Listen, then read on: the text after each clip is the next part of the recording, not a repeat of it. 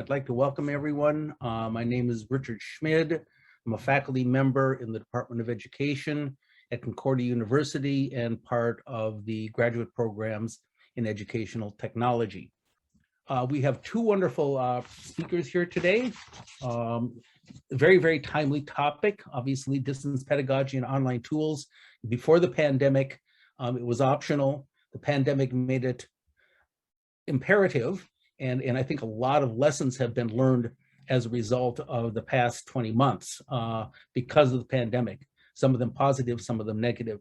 And so it'll be interesting to see how that unfolds. I'll introduce the speakers in terms of their bios when they start their presentation, but our two speakers are Michael Canuel as CEO of Learn and Emily Bolus, who is a graduate student in educational technology at Concordia. So I will turn the floor over to them in just a moment. And Michael, you can introduce anything else you want, but I will start out by reading Michael's bio. He is once again the CEO of Learn, as well as the co-founder of the Canadian e-learning network. He is well known for his work in the field of e-learning, online pedagogy, and teacher professional learning. This year, he spearheaded the creation of the Quebec Online Alliance, a virtual K-11 school for students with medical exemptions. Several years ago, he designed and helped implement a blended learning program used extensively in Thailand for the teaching of English as a second language. And Michael has been around for many, many years, is very, very familiar with Quebec in the background and so forth. So without further ado, I'd like to turn the floor over to Michael. Richard, I'm not sure I appreciate that many years. I mean, one minute might have sufficed. Too many is like a little bit over the top there. But I'm trying to equate it with wisdom. Good stuff.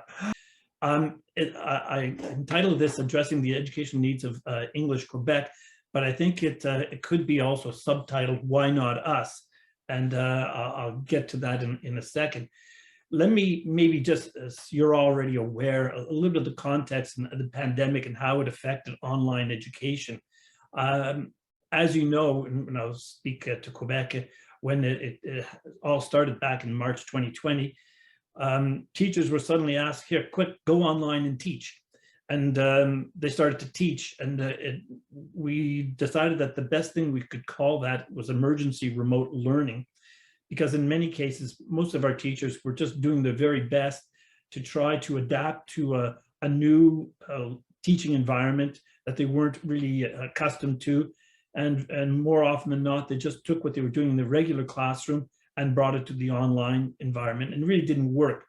And so today we're still suffering from that because unfortunately, a lot of that emergency remote learning was disastrous, to be charitable.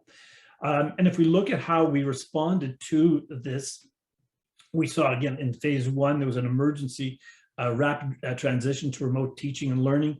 Then as the teachers became a little bit more comfortable with the online environment, they started to add some basic tools in there, and it became a little bit more sophisticated as it went along. What is amazing is just the number of experts that suddenly arrived on the scene as we went through all of this. And as we head into the third phase, where we had an extended transition during continued turmoil, the school boards and educational institutions started to really see how they could work online education into their whole raison d'etre and fashion method of operating. And now we are really in a phase four where we're looking at new levels of e-learning, evaluating different types of infrastructure and tools, and we're evaluating where and what role online education can play in the role of education for our children. Now, I operate mostly at the K-12 level because I work outside of Quebec as well. But I wanted to point something out to you is that in the school year 2021, across Canada, and if you look in British Columbia, Alberta, Saskatchewan, Manitoba, Ontario, I'm going to skip Quebec, New Brunswick, Nova Scotia, PEI, Newfoundland, and Labrador, they all offered as a primary option in September the option to go online. Last September, in September 2020, the Ministry of Education, the government here said, no, you will only be able to go online if you're in very remote areas, or if your school comes down with, there's an outbreak and your teachers are forced to go online. But it was not an option for our community, for the public schools. And so as a result, what we ended up with last year was a little bit of confusion at times, because most schools, I think, I forget the exact number, but a fair number of schools actually did end up having to shut down and go to online. And it just meant that we weren't really prepared. And it also reflected something of an attitude. I'm still a little put off by the fact that we refer to it in Quebec as formation à distance. You know, it just, for me, conveys images of correspondence courses. We really have to move well beyond that. So this year, what's happened is that I was asked as the chair of Learn, as the CEO of Learn, to help coordinate an initiative with 8 of our school boards to offer an online service to students at the K-11 levels. And these were strictly for medically exempt students. Now, Learn has been actually offering online courses to high school students since 1999. Well, this is nothing new to us, and that's why the boards came to us and said, can you coordinate this? And so this year we have, we put together, and it's still coming together, so to speak, this online alliance school with about 300 students who are medically exempt from all over the province. And we were also asked to make sure that they had the full range of students. So that means that for about 300 students, we have about 28 teachers. Class sizes are quite small. But despite all this, and despite struggling to get school boards to actually work together, we're actually up and running and offering the services. The point that I wanted to make is, when bringing that up, is that when we want to, we certainly can. And what can we do? What we can do is create a virtual school for our schools. But why doesn't Quebec have an online school that's provincially sanctioned? Why are we still working on projet pilote inside our ministry? Well, frankly, there's still this notion that, as I was mentioning before, we're calling it distance education. We had our Minister of Education, even the Premier, saying it's really critical that we get our kids back into the classroom, that they're suffering not being in school, and they're lacking all the social interaction that's critical for kids. And there's a certain element of truth to that, but I think that it overstated the reality. Before this session, actually, Richard was mentioning how he was enjoying some of the online classes he was giving because he saw students in their native environment, their home environment, with cats walking around. It was just a very natural effect. But there's still a notion here in Quebec that it's not as effective, that it's impersonal, that it's not healthy for students to be in front of a computer all day. However, in British Columbia, Alberta, Saskatchewan, Nova Scotia, Newfoundland, and Labrador, they've had online and virtual schools for many, many years. But the primary thing is that in our, oh, pardon me, I went too fast. Our Education Act doesn't allow it. It's critical for them that the students have a physical presence in the schools, and so until they change the particular clauses in the Education Act, we can never have a virtual school. But there's a desperate need for one in the English community. The first thing is that we see is that a lot of our, with a diminishing population, a lot of our high schools aren't able to give the full range of services that they would normally be able to. And incidentally, this is not just in remote areas. Learn was giving online classes at James Ling High School on the island of Montreal, Marymount, and others for years. And this happens when you have students, the student population is such that it doesn't justify the hiring of a high school chemistry teacher, a physics teacher, or advanced mathematics class. So we need a virtual school to be able to offer service that population. The other thing too is that as we move away from the urban areas, we have a tough time getting staff into the schools. So a lot of the schools are understaffed, and with a teacher shortage that's really becoming more and more acute, we see that we have to look for solutions and options here. The other thing too is that for the English community, there are a lot of students. For example, if you lived in Rivière-du-Loup or anywhere like a little bit east of Quebec City, for example, there are no English schools, or very, very few. And if you want to go to an English school, well, you have to get on the bus, and the parents simply say, listen, it just doesn't make sense. I'm not going to have my child on a bus. That was my timer telling me it's 2:15. On the bus for long distances. So they send them to French schools as a result. Moreover, we also see that the homeschooling numbers are going up. I was talking to someone who is in charge of the Quebec online school, and her numbers are going up, and we see that that's the result of parents who, for any number of reasons, are not happy with what's going on in their school. We also have a need for a virtual high school in particular for our medically exempt students, and also for students in sports programs. So when we look at all the numbers here, we're talking about, the number seems to vary a little bit, but anywhere between 4,000 to 6,000 kids who could be right now in English schools, who are not in English schools, who are either being homeschooled or in French schools. And that's a very significant number for us when we think that our school population is roughly 90,000 students in our public school system. So getting them back into our system would be important. It's also a way of keeping our schools open, because as we are no longer able to offer the full range of services, the kids are going to looking for alternatives, be it French schools, private schools, or homeschooling. A virtual school for English Quebec is vital. It's practical. It can be created if there's an openness and a willingness to move forward. Very often what we do is we spend a lot of time, and trust me, I'm working right now on labor issues tied to our online school and the medically exempt students. It requires a flexibility and a problem-solving mindset. And then a recognition from the government and the Ministry of Education that special conditions exist for the English community. We're under assault in many different ways. A virtual school would provide not all the solutions, not a panacea, it's not what I'm suggesting, but it would certainly offer a solution for ways to keep our communities open and vital. As I said, and I apologize for going forward quickly, but that's the presentation in a nutshell.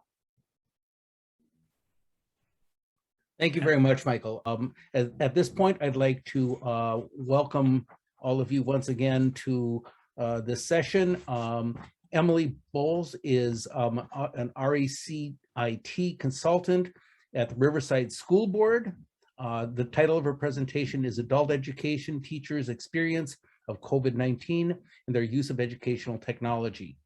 Emily started out her career as an adult education teacher in the New Frontiers School Board. Now she works as an educational technology consultant in the Anglophone Adult Education Network. Her role involves supporting teachers in the development of interactive digital learning resources adapted to the Quebec curriculum and to adult learners. Emily is working on her master's thesis in educational technology at Concordia University, and personally I can vouch for the quality of that program. So without any further ado, I'd like to turn the floor over to Emily. Thank you very much.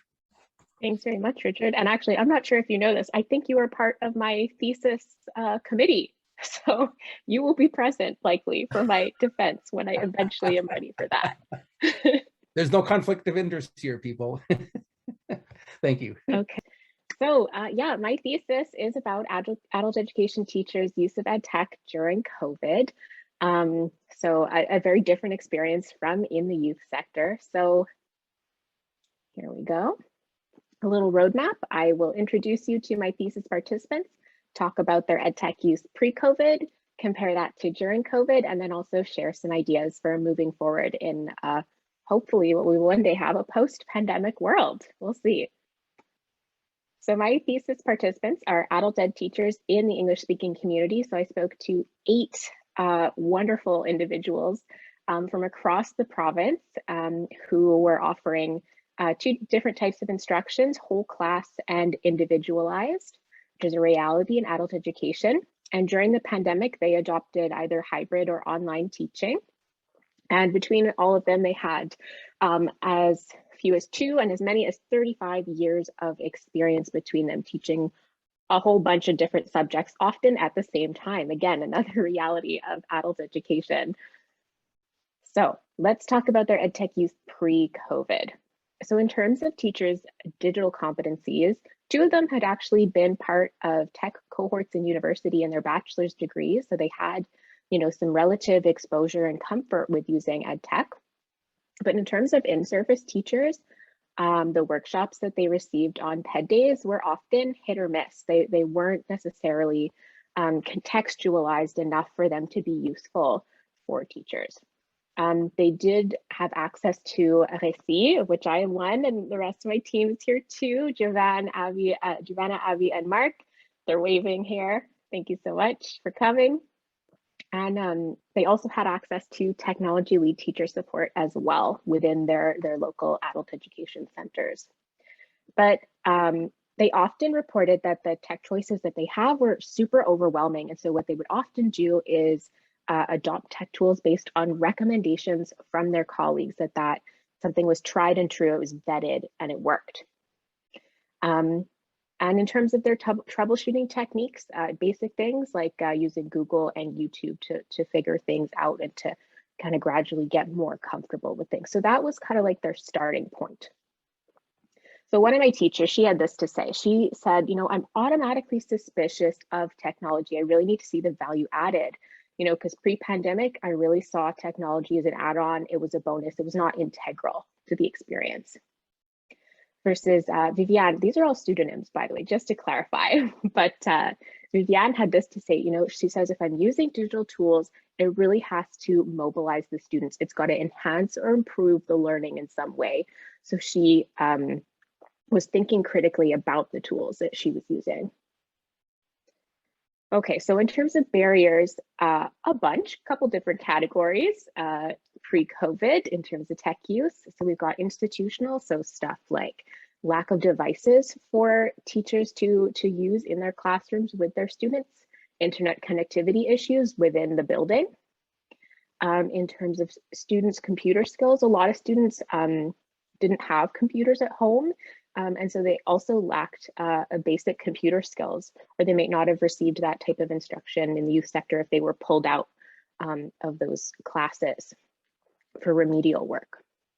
But then also in terms of teaching, having to teach students these different computer skills took a lot of time away from the curriculum, especially if you've kind of got, if you're teaching individualized and you have continuous intake, students arriving at any time in your classroom, that made it harder to kind of teach those skills to students. Plus, there was a lack of digital resources for learning, and it took a whole bunch of time to create that if teachers wanted to do that themselves. All right, so I hope this is big enough for you to see. During each interview, I did 2 interviews with each of my teachers. I had them answer a series of questions about their tech use and rate them on a scale of 0 to 10.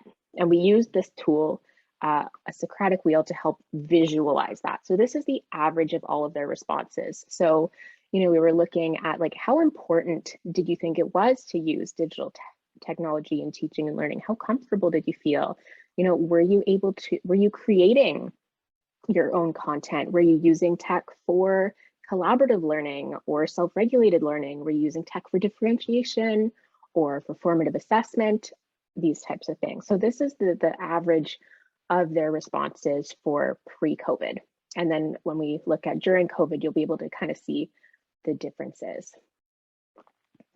In terms of what kinds of things they were using pre-COVID, so teachers would prepare learning materials as slides, as documents, and present them or share them with students. And students were also using some of those same tools to complete their assignments and to do different learning activities. Plus, teachers mentioned also using other things like video, different tools to facilitate in-class discussions, and they also mentioned some more subject-specific tools as well. So in terms of during COVID, in the 2020-2021 school year, 4 of the teachers that I spoke to were doing the much dreaded simultaneous hybrid, which was definitely tough. So they went about it in a bunch of different ways. And then 4 of the teachers that I spoke to were doing pretty much just online teaching. And they received lots of PD to help them prepare, professional development to help them prepare for these new ways of doing things. But it wasn't great. So in some cases, it was hard. So for example, Vivian said, you know, we had lots of group stuff, but she really preferred when she could kind of explore things on her own and reach out to people for coaching. Claire said a lot of the PD that we received was adapted from the youth sector. It wasn't meant for us. It wasn't meant for our realities, and that was difficult. Sapna said it was like being hit by a bus of information. So it was just too much. It was really overwhelming, you know, and she just kind of stopped going. And Stella, for her part, mentioned that there was PD offered in the morning before school and after school, but oftentimes she was just too tired to take advantage of it. She really could not be in front of her screen for 1 more minute. You know, same sometimes. So in terms of the barriers and obstacles that teachers were facing during COVID, internet was, you know, right up there. So students' access to internet, different connection issues when you're trying to video conference, devices. So students didn't have computers in their homes, for example, like I mentioned. And so the boards, a lot of boards bought devices and let them out to their students. Teaching was also hard. You know, it was harder to connect with students, sometimes harder to assess their progress. There was a lack of resources available to use. Teachers spent a lot of time adapting what they had already created for an online context for students to be able to use independently. Plus, you know, not to mention the tech issues that arise when you're teaching live online. And then a couple other things. So like student accounts, it took a long time for those student accounts to get activated. Sometimes they'd randomly get deactivated and it would take IT a while to deal with those. And then, as I mentioned, just like pre-COVID, you know, a wide range of student skills in terms of trying to navigate online learning. But with all of those barriers, there were also a lot of different opportunities that came up. So a couple of teachers, 4 teachers, said that it kind of, it was like a catalyst for change that forced them to change how they were teaching, try new things, kind of merge the old and the new. And they also enjoyed teaching from home. They felt that they had a better work-life balance that way. Other things, a couple teachers mentioned that it was easier for students to balance commitments. And in adult ed, that's important because students are often coming to school, they may be working, and they might be raising their own families. And that's really hard to juggle sometimes. Teachers also said, you know, the learning materials, they were more organized and accessible to students. That was a big bonus. And it was also easier for them to communicate and share with their fellow staff members, not just necessarily within their own center, but also across the province. And also there were new opportunities for digital feedback and formative assessment, and that students kind of had the chance to build up their digital competency a bit as well. So Tatiana had this to say, you know, COVID was a bit of a surprising blessing because it actually forced us to use the technology that was at their disposal, and it kind of opened up some new doors. Harry, kind of reflecting on creating a module during COVID, you know, before he would have done long paragraphs with synthesized knowledge and kind of presented that to students, but now he was kind of switching it up. He was asking questions and providing students with links, and the students would have to kind of go and find the answers themselves. And he felt that was like a more adult approach. Tatiana mentioned, you know, she was using her learning management system. She felt that it was really beneficial for students who struggled with executive functioning, who had, you know, a hard time keeping track of stuff.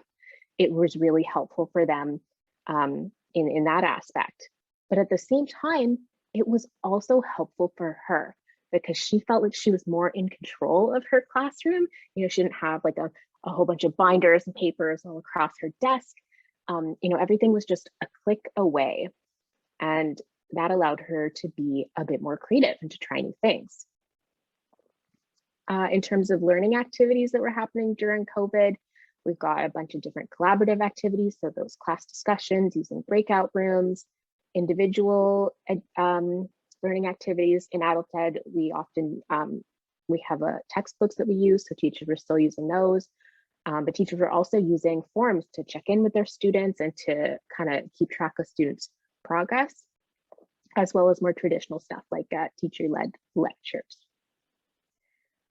Okay, so in terms of the impact though, kind of mixed. So Stella felt that hybrid learning made it so that she was teaching to the curriculum more, and that was a disservice to students. Melanie, on the other hand, you know, she said, I'm really doing things really differently than I did before. And rather than using a lot of paper, you know, I'm kind of just starting stuff from the basis online, the way that I would want it to be shown to me if I was in my students' shoes. So here are, when I asked teachers the same questions again in our second interview for during COVID, their average tech use. Like, see, there's a big change. And of course, you know, a lot of this, you know, nobody had the option to integrate tech or not. Everybody had to. But I was interested to see what changed. In particular, if you see this red area here, use of formative assessment, digital technologies for providing formative assessment and feedback. That was something that teachers were really not doing a lot of before COVID, that they started to use during COVID. So I'm interested to see, you know, if that's going to carry over now that teachers are back in their classrooms more with their students. So moving forward, you know, where do we go from here? What have we learned? 7 of my participants said that they are going to keep using their learning management system to organize materials and share them with the students. That was like such a game changer, and it really made life easier. So they're going to keep doing that. Some mentioned, you know, I'm going to try bring your own device policy so that I can integrate more of these activities regularly. Since there was that lack of devices in the classroom, like I mentioned before, right? And interestingly, you know, some teachers mentioned, I would be okay with doing hybrid or video conferencing on an as needed basis with my student. If they are really having trouble getting to class and they are juggling, you know, work and childcare, that would be something that I would be okay with for like a small number of students. But in terms of the support that teachers are hoping for, otherwise, no more hybrid for like the full class with, you know, in adult ed, we don't have class size limits. So you could have like 40 students, you know, 20, a whole bunch online and a whole bunch in class in front of you. So that was no more of that, please. No surprise there. But maybe also having the option to continue working from home and have some of that more flexibility if you're offering online classes. In terms of resources, you know, time to develop online learning resources. It takes a long time to do it well.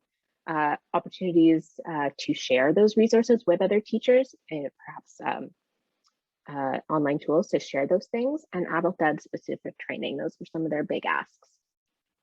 Lastly, though, to wrap us up, in terms of the advice that they had for other teachers who are nervous about ed tech or just starting an ed tech journey, you know, really having a purpose for that technology, reaching out for support and being vulnerable, sharing with your students that you're learning and asking for their help, asking for their feedback.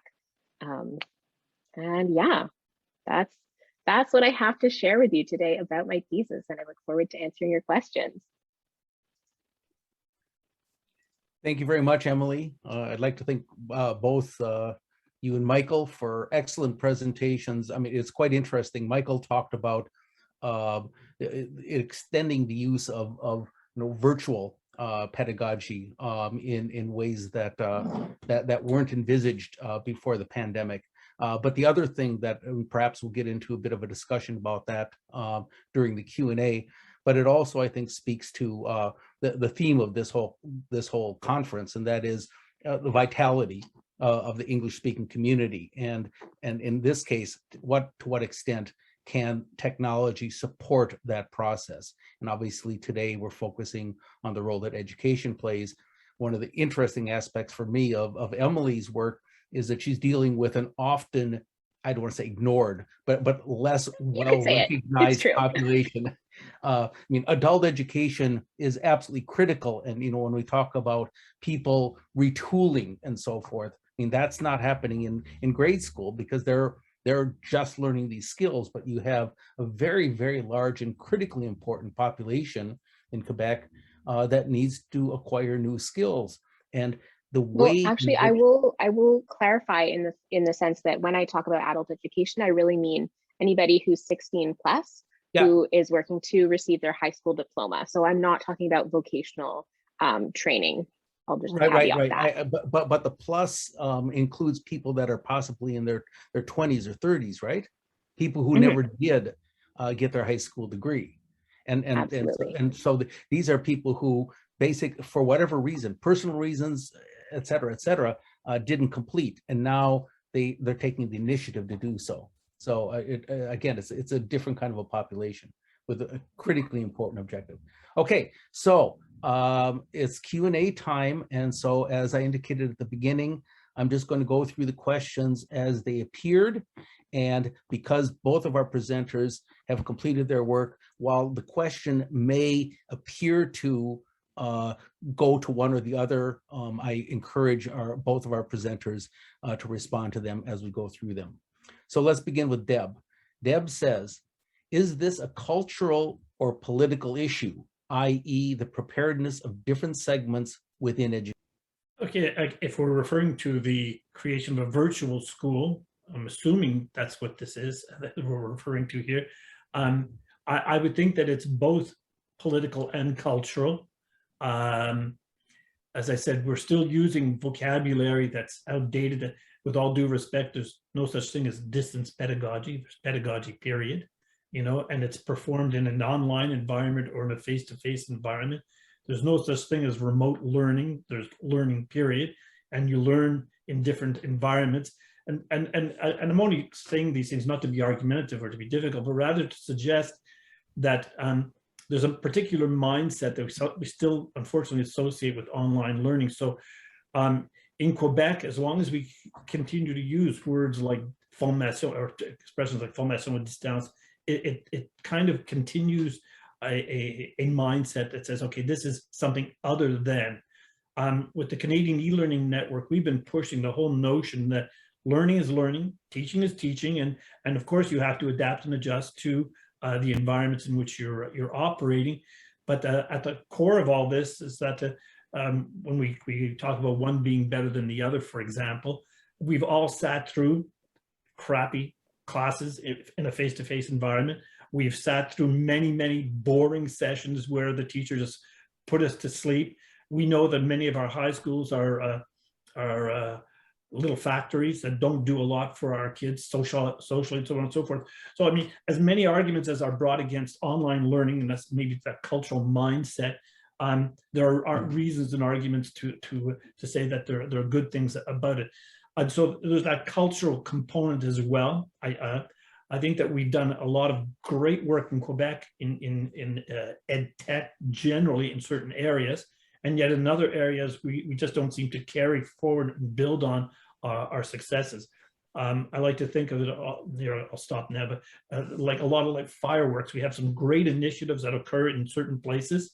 They're brilliant and beautiful while they last, but they only last as long as the teachers who are involved in these wonderful initiatives or the principals involved in them are there to support them. And after a while, our system beats them down and they just fade away. So like fireworks, they're beautiful while they last, but they don't seem to last. We don't see anything sustainable. And so when it comes to online education and building a recognition that there's a need and a value to this, I think that that's something that's, there's a cultural component to it, and it's a general cultural. And then politically as well, it means that at the National Assembly, they would have to bring an amendment to the Education Act to allow for it. And anytime you open up the Education Act, well, we get lost in a whole variety of things. And the problem is that the ones who suffer and lose out of all this are students, and by extension, as Richard was earlier mentioning, our communities, our English community of Quebec needs to find solutions and tools that will help keep it vital, that will help keep our students in our communities. And if we don't do this, we're going to see them drifting away, as we're already doing now.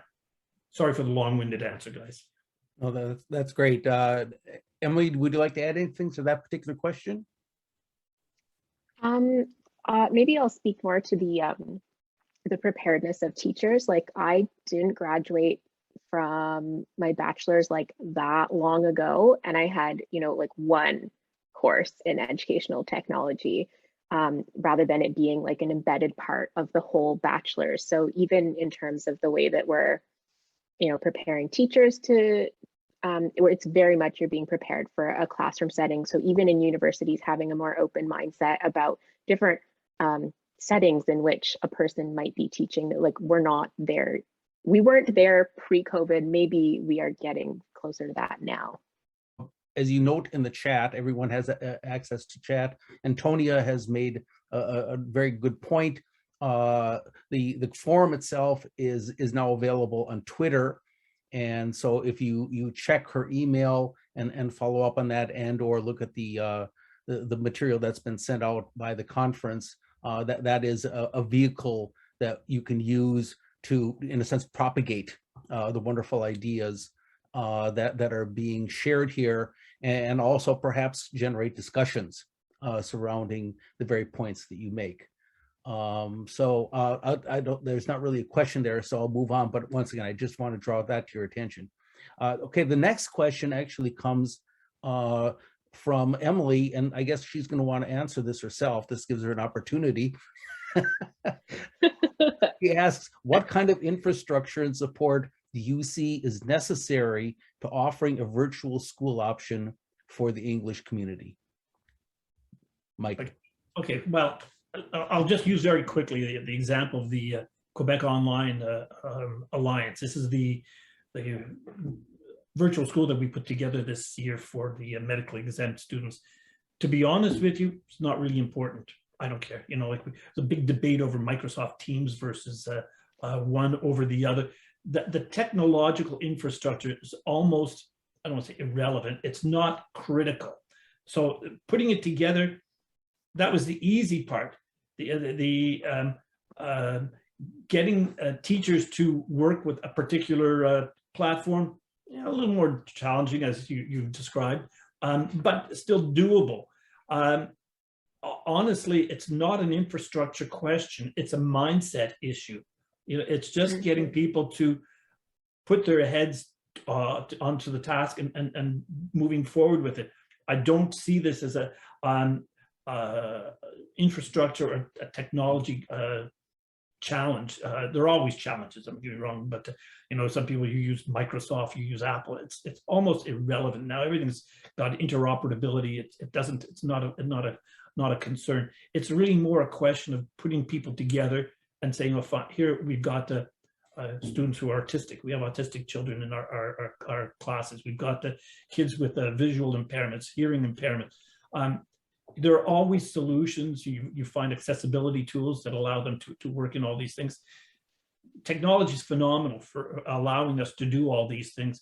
The challenge is not in the technology. The challenge is not in the infrastructure. The challenge is getting people to simply sit down at a table and say, okay, fine, we need to do this. And getting people within the ministry to say, yeah, and politically, that there's a will that, hey, guys, the English community needs this. And there's always this other thing we have to be careful of, and I'm going to step into some doo-doo as I say this, but if the English community does it first, you know, doesn't go over well. You know, we have to understand that it has to have been sanctioned and worked through Quebec, and then, you know, there might be a place for the English community, but we can't wait for that. We really can't. We need to be moving quickly. I might say, in terms of adult education, we have the option to offer distance education to our students in an individualized context. However, adult education is funded by butts and seats, attendance in the physical center. So that program is actually funded less than in-person students. So that's a big detriment. But in terms, it would actually be, you know, amazing in adult education to be able to offer more online options to our students because, as I mentioned, you know, they're juggling so many different commitments. They're juggling school, they're juggling work, trying to support themselves, and you know, caring for their families as well in a lot of cases. So it would be amazing to have more flexibility for that population, and maybe we'd see more enrollment if we had those options.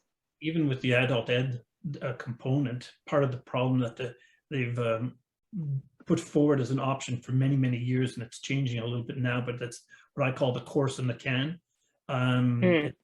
They just have a totally asynchronous format. Fill this in, send in your homework at the end of the week. Someone gives you a little grade. I mean, it's this goes very often to a segment of the learning population that already has motivation issues, attention issues. It doesn't make any sense. You need to put them into a format, probably like a synchronous format, real time, where they have that opportunity to interact and do this. But for years and years, we promoted an asynchronous course in a can formula that has actually turned a lot of people off. So we need to be, as I keep coming back and saying, we need to have the right mindset going into this and understand who we're dealing with.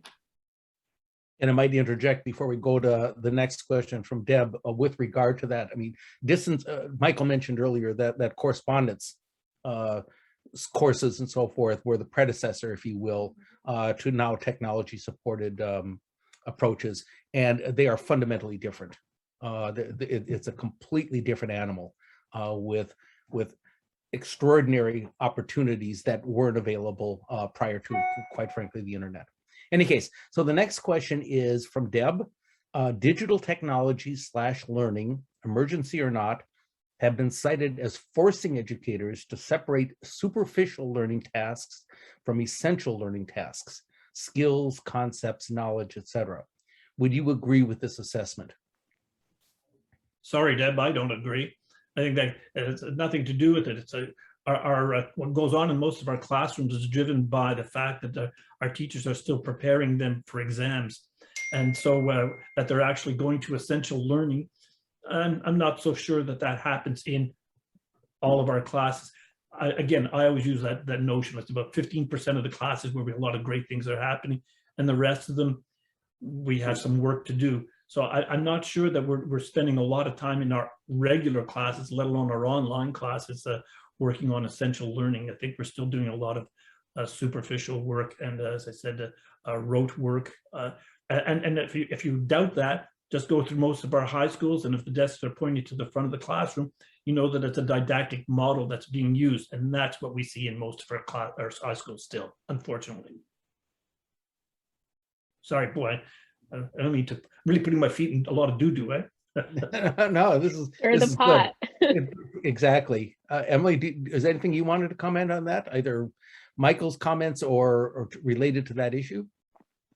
I would say, like, for example, I quoted from Stella in my presentation. She really felt that during COVID, you know, she was having to kind of just totally rejig everything that she was doing, and she was really cutting down on pieces of the curriculum.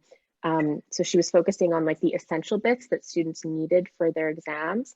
But what she really liked to do is to do a lot of like co-constructing of success criteria with students. And she didn't feel like she was able to do that in distance learning, partly, you know, because she was just getting her feet wet in terms of, you know, teaching in a hybrid context. And she had really not been using a whole lot of tech prior to COVID. So this was all like very new for her. So I would say that, like, maybe yes, if you're just starting out, but if you have more experience, then you'd be able to really give that like full breadth of a learning experience to your students. But in terms of COVID and just starting out in preparing your material and getting comfortable with tech for some of the teachers this year in adult ed, yeah. Great. Okay, and as sort of a follow-up, and I think this is more pointed at you, Emily. Deb asks, has a similar study been made to gauge Quebec student / learning responses to online learning, open parens? Some may be found in the US or abroad. Yeah, that would be worth it for me to check out for my lit review for sure. Yes. I did ask the teachers, you know, how did your students react to using ed tech? And so they told me, pre-COVID, it was some students didn't want to use ed tech because, for example, in adult ed, I mentioned we have an individualized model simply because we don't have, in some cases, we have an individualized model because we don't have the numbers to be able to offer taught classes in smaller centers, especially in rural areas. And so when a teacher would be trying to introduce an activity using tech, students would be like, but I just want to focus on my book. Why are you making me do this like extra added thing? But other times they really liked that they had like these differentiated learning activities where they could progress at their own pace. They were getting something that fit their level. And in terms of during COVID though,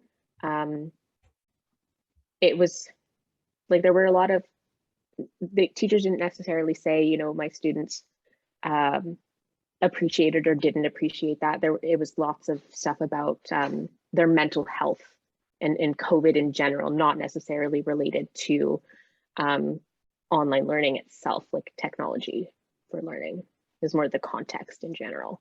The students were having a rough time. If I may use my opportunity as moderator, just as a quick follow-up, I suspect that from a literature review standpoint, there are lots of data out there that speak to your mainstream K-12 and post-secondary education for the population that you are working with. I mean, their circumstances are somewhat different, and so we need to respond to their needs in a different way. Yeah, well, that was why I wanted to do this thesis on this topic, but actually I had an entirely different idea that I had to drop when COVID hit, so lemonade. Okay, so actually we're kind of running out of unique comments. Deb once again says, I think in response to well, the comments made before, the reluctance, seems more deeply rooted in Quebec, hence political ? Cultural belief systems and so forth. So anything that either one of you would like to add with regard to perhaps the unique nature of Quebec or maybe society at large? Can I then just maybe quickly, because I know we're running out of time, refer people to research on the Canadian e-learning network website. It's canelearn.net. It's work that's been done by Michael Barber and Randy Labonte, and it's canelearn.net, all one word, .net. And it shows how every province responded to the pandemic in the last couple of years, but also there's the State of the Nation report that talks about Canadian e-learning across Canada, how each province treats and deals with the topic. And Michael Barber and Randy do an outstanding job every year with this. Their research is excellent, and they've tied it into some other work that's done at UBC and UVic. So anyway, just to take a look if you want to see more research on that, and Canadian research. Yeah, those are definitely going to be part of my lit review, Michael, for sure. Thank you, Michael. Okay, so I've been instructed I have to wrap up here in 1 minute. I'd like to thank both of our speakers very, very much for excellent presentations and a lot to think about, a lot to work on. So with that, thank you.